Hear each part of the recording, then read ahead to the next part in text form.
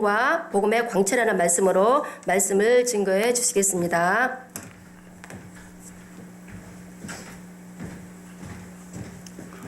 할렐루야. 아멘. ITS 복음방송에 오신 모든 분들을 주님의 이름으로 환영하고 축복합니다. 오늘 본문 말씀이 고린도 후서 3장 15절에서 16절의 말씀이었습니다. 이 말씀을 통해서 율법의 수건과 복음의 광채라는 제목으로 말씀의 은혜를 나누려고 합니다. 이 율법 하면 먼저 모세가 시내산에서 40일 동안을 금식하고 기도하면서 하나님께 그 율법을 받았습니다. 뿐만 아니라 또 성막을 지을 성막의 설계도도 받았습니다. 그리고 두 돌판의 십계명을 받았습니다. 그래서 율법은 613가지라고 하는데요. 그 가운데 365가지는 하지 말라는 계명, 365가지는 하지 말라는 계명, 그 다음에 248가지는 하라는 계명, 그렇게 분류되어서 합치면 613가지의 율법이 되겠습니다. 그래서 모세가 이 율법을 받고 또 두 돌판 십계명을 두 팔에 끌어안고 시내산에서 내려옵니다. 근데 중턱쯤 내려오다 보니까 백성들에게서 이상한 소리가 들립니다. 찬송 소리도 아니고 기도 소리도 아니고 이상한 소리들이 요란하게 들리길래 옆에 따라다니던 여호수아가 있어요. 저게 무슨 소리냐 하고 물었더니 여호수아가 하는 말이 저 백성들이 지금 황금 송아지를 만들어서 거기에 절하고 춤을 추고 노래하고 그것이 황금 송아지가 하나님이라고 저러고 있습니다. 그때 모세가 얼마나 의분이 강했던지 견디지를 못합니다. 그래서 그 두 돌판을 집어 던져버렸어요. 두 돌판이 깨졌지요. 완전히 깨졌습니다. 그런데 여기에 중요한 영적 비밀이 있습니다.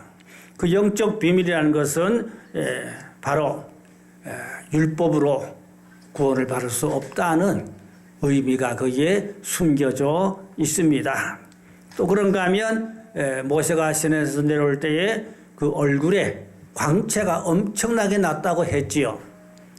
왜 모세 얼굴에 광채가 많이 났을까요? 모세가 시내산에서 하나님을 만났습니다. 하나님으로부터 율법을 받았을 뿐 아니라 생명의 빛을 받았지요. 하나님의 영의 그 충만한 영광과 그 은혜를 받았지요. 그럴 때에 모세의 얼굴에 광채가 났는데 그 광채가 얼마나 밝고 눈부셨는지 백성들이 감히 바라볼 수 없었다 그랬어요. 백성들이 아우성입니다. 모세의 얼굴의 광채를 얼굴을 바라볼 수가 없을 정도요. 그러니까 백성들이 아우성입니다. 못 보겠다고. 그러니까 어떻게 했습니까? 모세가 할 수 없이 수건을 얼굴에 가리웠다고 했어요. 여러분 생각해 봅시다.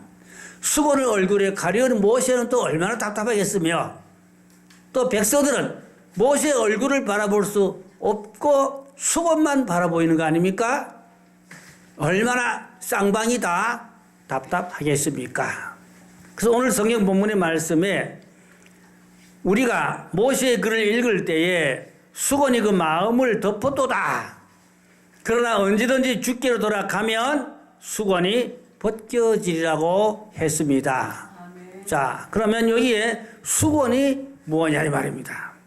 수건이 모세의 얼굴의 광채를 가리웠다는 의미는 율법이 복음을 가리웠다는 의미가 되겠습니다.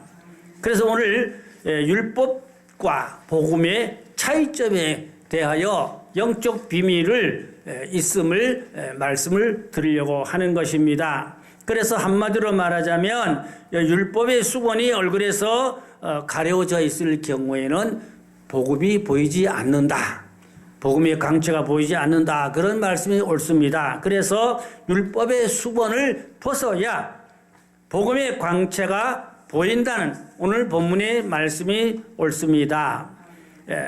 그러면 이 복음의 광채가 수건에 가리워져 있어요. 오늘날 많은 주의 종들과 우리 성도들이 율법의 수건을 쓰고 살아요. 그래서 진짜 복음의 깊은 영적 비밀, 복음의 깊은 광채를 보지 못하고 있습니다. 이게 큰 문제인 것입니다.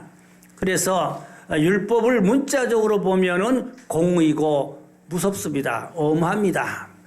그러나 율법의 문자의 이면에는 숨어있는 복음이 있는데 이 복음은 그리스도의 사랑이 가득 차 있는 것을 알 수가 있겠습니다. 그래서 예수님은 율법을 폐하러 오신 것이 아니라 율법을 사랑으로 예수님 안에서 복음 안에서 완성시키러 오셨던 것입니다. 그래서 첫째로 율법은 선한 것이다 라는 것을 말씀을 드립니다. 율법은 선한 것인데 그러나 율법주의가 되면 그것은 좋지 않습니다.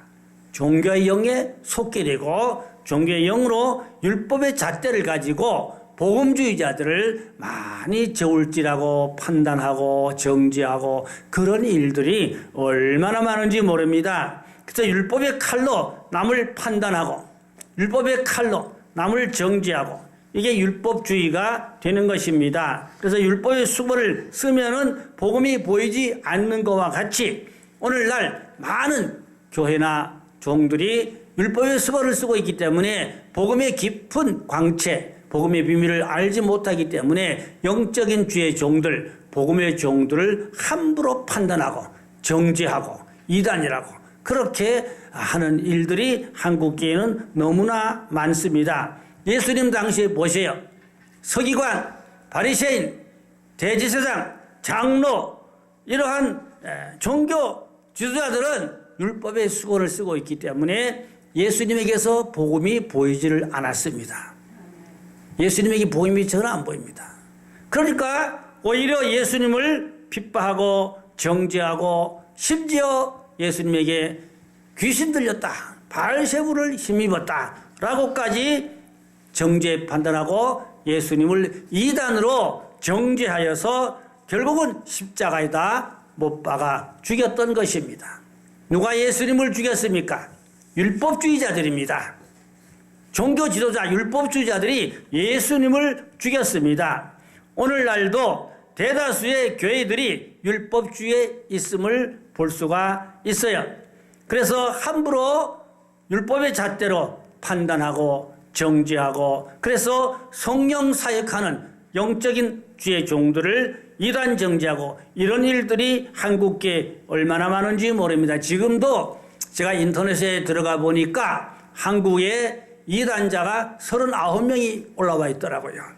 그 가운데 제가 존경하는 훌륭한 목사님들도 계시더라고요. 아주 영성적이고 한국교회를 살리고 세계교회를 살리고 탁월한 영적인 종들이 이단 명단에 올라 있어요. 그래서 그러한 주의 영적인 종들까지도 이단으로 정죄하는 그분들은 바로 복음의 수건을 율법의 수건을 얼굴에 쓰고 있기 때문에 복음이 보이지 않고 복음의 영적인 사건들이 보이지를 않는 것입니다. 그래서 오늘날 목사님들이요 강단에 설교하시지요. 율법의 수건을 쓰고 설교를 하면 성도들이 복음적인 은혜를 받지 못합니다. 복음적인 은혜를 받지 못해요. 여러분 제가 이렇게 하고 설교해 보세요. 얼마나 답답하겠습니까? 저도 답답하지만 보시는 분들도 얼마나 답답하겠습니까? 보셔야 시원하지요? 바로 율법의 수건을 쓰고 설교하는 목사님들이 너무나 많습니다. 이게 심각한 문제입니다. 자, 사도행전 9장 18절에 보면 사도 바울이 다메섹에서 주님을 만날 때에 눈이 갑자기 어두워지고 성에 들어가서 3일 금식하고 기도할 때에 아나니아 선지자를 통하여 기도를 받을 때 눈에서 빗물이 벗겨졌다 그랬어요. 빗물이 벗겨지니까 눈이 다시 안 보이던 눈이 보이게 됐다 그랬지요. 그 빗물이 뭔가니까 율법의 수건이나 동일한 것입니다. 그래서 바울이 율법의 수건을 쓰고 다니니까 예수 믿는 사람들이, 성령 충만한 사람들이 전부 다 이단으로 보이죠. 그래서 스데반을 때려 죽일 때에 두목 옷을 지켰고 많은 성도들을 핍박하러 다녔지요. 그게 바로 바울이 율법의 수건을 쓰고 다녔기 때문에 복음이 보이지 않았던 것입니다. 그런데 바울의 눈에 비둘이 벗겨졌다 이 말은 율법의 비둘이 벗겨졌다 이 말입니다. 수건이나 비늘이나 차이점은 있을지 모르지만 내용으로 보면 마찬가지라고 말할 수도 있겠습니다. 오늘날 정말로 율법의 수건을 벗고 복음을 만나면 바울처럼, 바울이 어땠어요? 율법의 수건을 활짝 벗어버리고 이 복음의 강체를 받고 난 후에는 자기 인생을 송두리째 집어던져 복음을 위하여 이 인생을 아끼지 않고 그렇게 집어던져 투자하고 수고하며 살아갔던 것을 볼 수가 있습니다. 오늘날 우리 그리스도인들이 정말로 복음의 영광, 복음의 광채, 그 복음의 비밀을 깊이 만나면 내 인생을 송두리째 주님께 집어던져 불태워 복음을 위해서 수고를 해야 하실 줄로 믿습니다. 아멘. 자기를 위해서 살고 자기를 위해서 일하는 그리스도인들이 얼마나 많은지 말할 여지가 없습니다. 성경에 보면 욥의 세 친구들이 있는데 욥이 엄청난 고난을 많이 겪을 때 세 친구들이 와서 어떻게 했죠? 끊임없이 공격합니다. 회개하라. 까닭 없는 원인, 창상이 어디 있냐? 내가 죄 때문에 그런 고난을 당하는 거 아니냐? 그러면서 죄를 자꾸 회개하라고 얼마나 욥을 꾸짖고 책망하고 공격하고 욥의 친구들입니다. 친구들입니다. 그런데 결론에 가보면 어떻지요? 마지막에 가보면 욥의 세 친구들이 잘못했다고 빌었지요. 잘못했다고 회개했지요. 그리고 하나님 앞에 속죄의 번제물을 잡아서 드렸지요. 그래서 용서를 받았지요. 이게 무언가 하니까 욥의 세 친구들이 바로 율법주의입니다. 율법의 잣대로 자꾸 남을 공격하고 비판하고 판단하고 그것이 율법주의입니다. 오늘날도 남을 지나치게 판단하고 지나치게 정지하고 그게 율법주의입니다. 오히려 우리는 그런 사람들을 볼 때에 불쌍히 여기는 마음, 긍휼히 여기는 마음, 기도해 줄 수 있는 마음을 가져야 할 줄로 믿습니다. 자, 그 다음 두 번째로 복음의 광채에 대해서 말씀을 드리려고 합니다. 복음은 생명의 빛이라고 성경에서 말씀하고 있습니다. 예수님이 이 땅에 생명의 빛으로 오셨습니다. 마태복음 4장 16절에 보면 예수님이 납달리 땅 요단강 갈릴리에 다니시면서 복음을 전했는데 흑암에 앉은 백성이 큰 빛을 보았고 사망의 땅과 그늘에 앉은 자들에게 빛이 빛이었도다고 했습니다. 예수님이 복음을 전하러 다니는 곳곳마다 흑암에 앉은 자들이 빛을 보았다. 예수님은 생명의 빛인 것입니다. 요한복음 1장에 보면 더 자세히 나옵니다. 1장 5절에 보면 빛이 어둠에 빛이 돼 어둠이 깨닫지 못하더라고 했어요. 예수님이 땅에 빛으로 오셔서 빛의 말씀을 전하는데 어둠에 있다는 것은 마귀에 잡힌 자들입니다.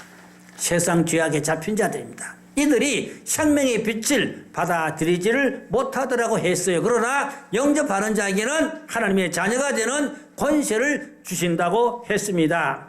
자, 요한복음 1장 9절 10절에 보니까 참 빛 곧 세상에 와서 각 사람에게 비추는 빛이 있었나니 그가 세상에 계셨으며 세상은 그로 말미암아 지은 바 되었으되 세상이 그를 알지 못하였고 그랬어요. 예수님이 분명히 빛으로 오셔서 세상에 빛을 비춰주시나 어둠에 속한 죄와 마귀에 속한 자들이 알지 못하여 받아들이지 아니한다는 것을 말씀하고 있습니다. 전도서 8장 1절에 가보면 이런 말씀이 있어요. 지혜는 그의 얼굴에 광채가 나나니 그의 얼굴에 사나운 것이 변하느니라. 이 구약에서 말씀하시는 이 지혜는 은혜 충만한 자, 복음의 성령 충만한 자를 의미한다고 볼 수가 있습니다. 그러면 이 은혜 충만한 성령 충만하면 어떻게 되냐? 얼굴에 광채가 나나니 사나운 것이 변하느니라. 사나운 얼굴, 강도 같은 얼굴, 도둑놈 같은 얼굴이, 사기꾼 같은 얼굴이 성령 충만, 은혜 충만하면 얼굴이 밝아지고 얼굴이 빛이 나고 얼굴이 광채가 나고 그렇게 얼굴이 변할 줄로 믿습니다.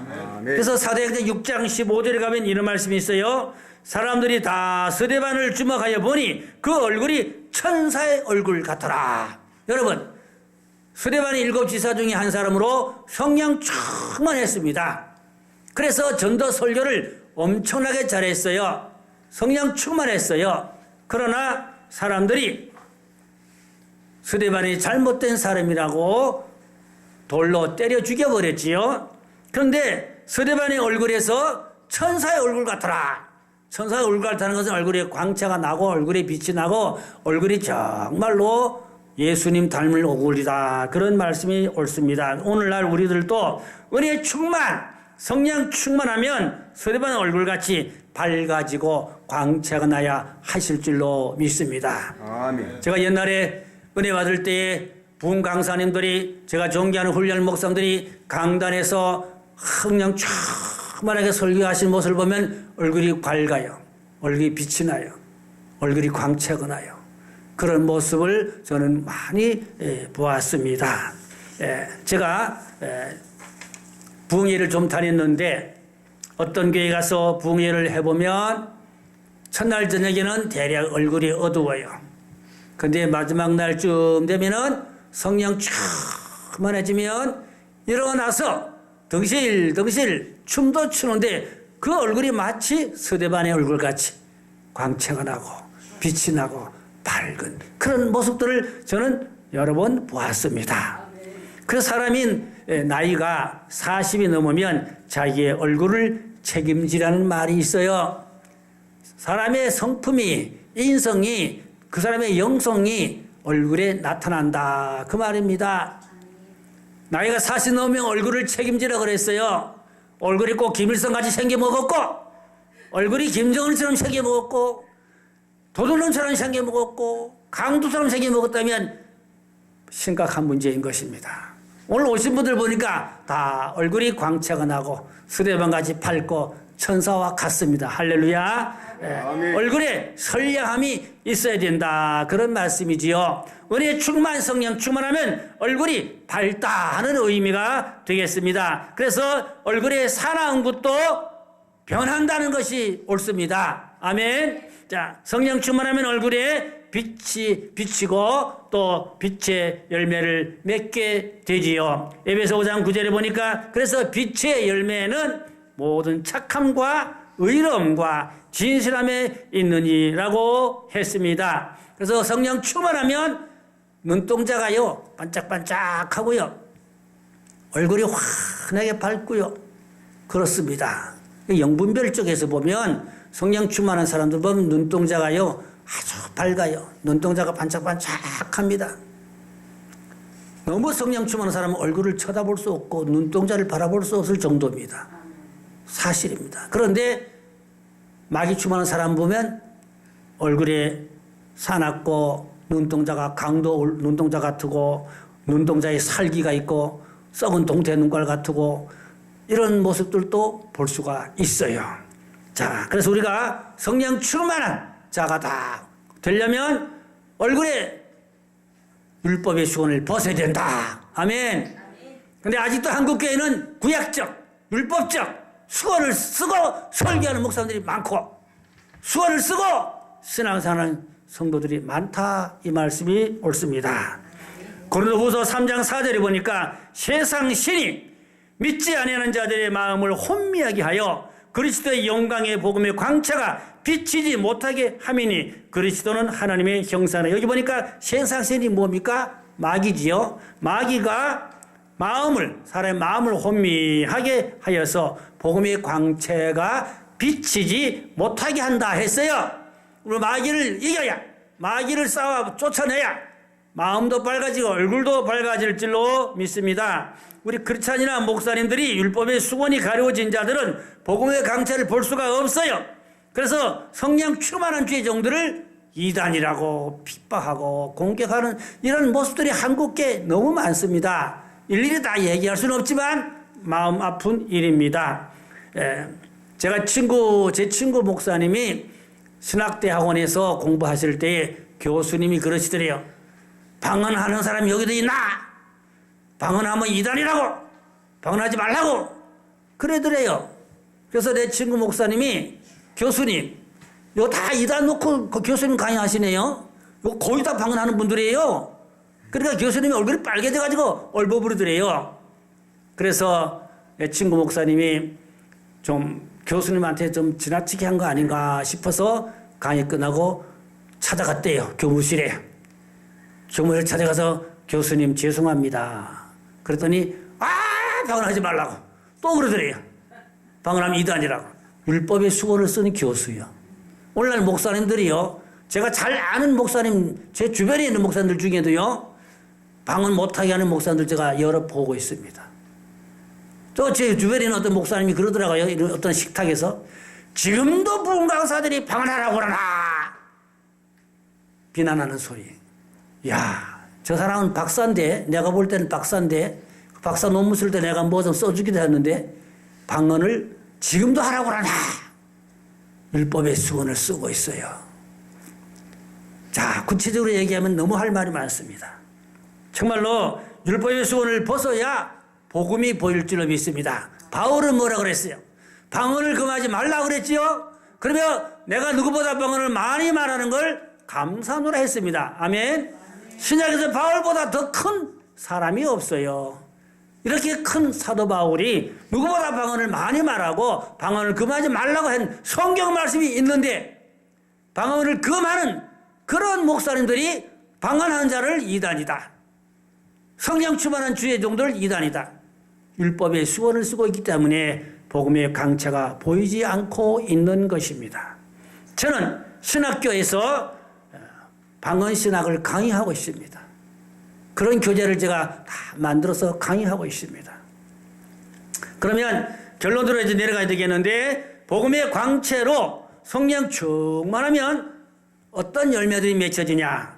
악한 질병들을 쫓아내고 떠나가게 되는 역사가 있게 됩니다. 또 문제점들이 잘 해결되고 큰 문제도 작게 보이게 됩니다.